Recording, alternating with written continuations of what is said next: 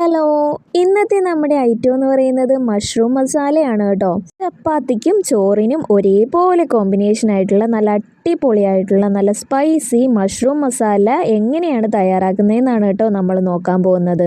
അതിനായിട്ട് ആദ്യം തന്നെ നമ്മൾ ഇത്രയും സാധനങ്ങൾ എടുത്തിട്ടുണ്ട്: സവാള, പച്ചമുളക്, വെളുത്തുള്ളി, ഇഞ്ചി കേട്ടോ. ഇനി നമ്മൾ പാൻ വെച്ച് കൊടുക്കുന്നുണ്ട്, അതിലേക്ക് വെളിച്ചെണ്ണ ഒഴിച്ച് കൊടുക്കുന്നുണ്ട്, കടുക് ഇട്ട് കൊടുക്കുന്നുണ്ട്. കടുകൊന്ന് പൊട്ടിയ ശേഷം തേങ്ങാക്കൊത്ത് ആഡ് ചെയ്യുന്നുണ്ട്. പിന്നെ നമ്മൾ അരിഞ്ഞു വെച്ചിരിക്കുന്നതെല്ലാം അതിലേക്ക് ഇട്ട് നന്നായി തന്നെ വഴറ്റി കൊടുക്കുന്നുണ്ട്. പിന്നെ പൊടികളായിട്ട് മല്ലിപ്പൊടി, മുളക് പൊടി, മഞ്ഞൾപ്പൊടി, ആവശ്യത്തിന് ഉപ്പും ചേർത്ത് നന്നായിട്ട് തന്നെ ഒന്ന് മിക്സ് ചെയ്തെടുക്കുന്നുണ്ട്. പൊടികളുടെയൊക്കെ കറക്റ്റ് മെഷർമെൻറ്റ് ഞാൻ ഫുൾ വീഡിയോയിൽ ഡീറ്റെയിൽഡ് ആയിട്ട് പറഞ്ഞിട്ടുണ്ട്. അതിൻ്റെ ആ ഒരു ലിങ്ക് ഞാൻ കൊടുക്കാം കേട്ടോ, എല്ലാവരും ഒന്ന് കയറി കാണണേ.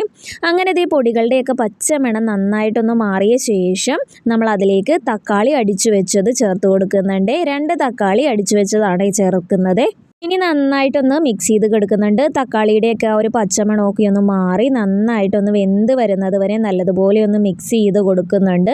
ഇനി അതിലേക്ക് നമ്മൾ ചൂടുവെള്ളമാണ് കേട്ടോ ഗ്രേവിക്ക് വേണ്ടി ഒഴിച്ചു കൊടുക്കുന്നത്. നല്ല ചൂടുള്ള വെള്ളം തന്നെ ഒഴിച്ചു കൊടുക്കണേ. ഇനി അതൊന്ന് നന്നായി ഒന്ന് തിളച്ച് വന്ന ശേഷം നമ്മൾ ചെറുതായിട്ട് കട്ട് ചെയ്ത് നന്നായി വൃത്തിയായി വെച്ചിരിക്കുന്ന മഷ്റൂം അതിലേക്ക് ആഡ് ചെയ്യുക. നന്നായി തന്നെ ഒന്ന് മിക്സ് ചെയ്തെടുക്കുക. ആ ഗ്രേവിയൊക്കെ മഷ്റൂമിനകത്തോട്ട് പിടിക്കുന്നത് വരെ നന്നായി തന്നെ ഒന്ന് മിക്സ് ചെയ്ത് കൊടുക്കുക. പിന്നെ നമ്മൾ നല്ലതുപോലെ ഒന്ന് വേവിച്ചെടുക്കുന്നുണ്ട്.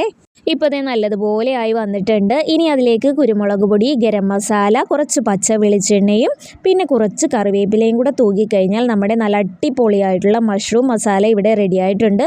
എല്ലാവർക്കും ഈ ഒരു റെസിപ്പി ഇഷ്ടമായെങ്കിൽ എൻ്റെ ചാനൽ ഒന്ന് സബ്സ്ക്രൈബ് ചെയ്ത് സപ്പോർട്ട് ചെയ്യാൻ മറക്കല്ലേ. Thank you, by.